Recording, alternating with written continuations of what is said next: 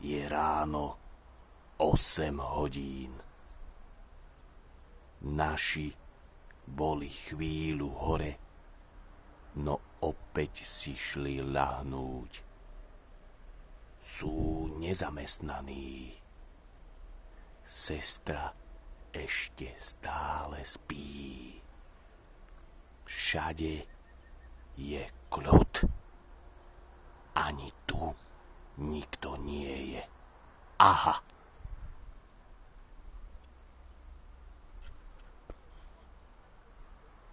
Je čas na chillout na balkóne.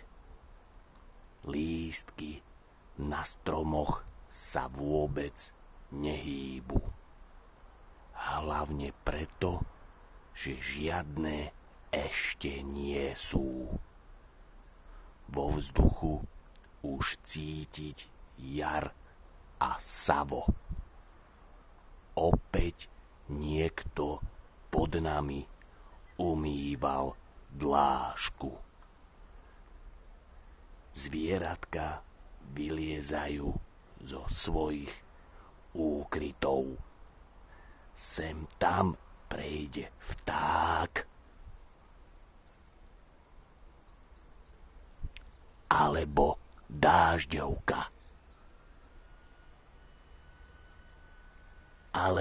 dážďovka.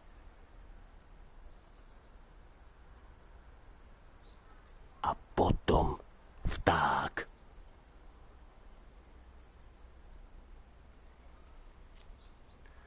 Popritom sa všade vlní tráva. Známa ako zázračná rastlinka Majka spirita. Príroda je pripravená na stavebné práce. Opojný spev škovránkov doplní domiešavač. Čoskoro sa budú po vale prechádzať zamilované dvojice v rovnakých šuštiakových súpravách. Popíjať budú džúsy zakúpené v hypermarkete.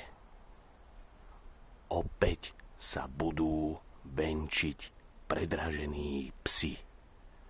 Celú atmosféru doplní jarné slnko a nový účes našej prepnutej susedy.